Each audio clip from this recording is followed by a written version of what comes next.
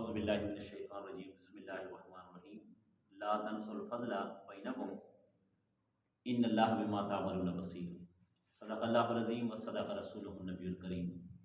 نبی کریم صلی اللہ علیہ وآلہ وسلم کی ذات گرامی نے ایک خرید و فروخت سے منع کیا، وہ کیا کہ کسی کی مجبوری سے فائدہ اٹھانا۔ آج کل آپ دیکھیں کہ اکثر مارکیٹوں میں یہ کام ہوتا رہتا ہے، اکثر دکانوں پہ یہ کام ہوتا رہتا ہے، اکثر تاجر حضرات یہ کرتے ہی ہیں۔ مثال کے طور پر کہ ایک آدمی ہے، اس کے گھر میں کوئی مجبوری ہے، اس کے گھر میں اس کی بیوی بیمار ہے، اس کا بچہ بیمار ہے، یا اس کے گھر کا بل آ گیا۔ اب جناب وہ موٹر سائیکل لے کے آیا کہ جناب اس کو میں نے بیچنا، میں نے فروخت کرنا، وہ مارکیٹ میں آ گیا۔ جیسے وہ مارکیٹ میں آتا ہے تو وہ ڈیمانڈ کرتا ہے کہ یہ میں نے خود اس کو 80,000 روپے کی خریدی ہے، آج سے سال پہلے، 3 ماہ پہلے، 4 ماہ پہلے، آپ کتنے کی لیں گے؟ اب آپ کو پتہ چل گیا کہ جناب یہ بندہ مجبور ہے، مجبوری کا فائدہ اٹھائے۔ ہم کیا کرتے ہیں کہ جناب اس کا 25,000 روپے 30,000 روپے ریٹ لگا دیتے ہیں، حالانکہ 25-30,000 روپے اس کی قیمت بنتی نہیں ہے، بالکل نہیں بنتی۔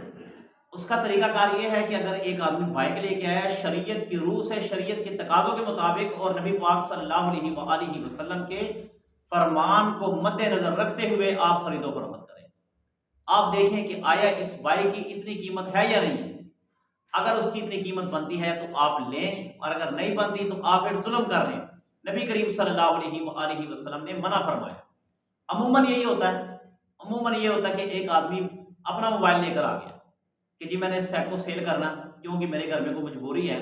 ہم مجبوری کا فائدہ کیوں اٹھاتے ہیں کہ 50,000 کی چیز ہوتی ہے، موجودہ 50,000 روپے کی چیز ہوتی ہے، تو ہم اس کو کیا کرتے ہیں 25, 30, 20 تک لینے کی کوشش کرتے ہیں، ہم لے لیتے ہیں، وہ دے دیتا ہے، مجبور ہوتا ہے۔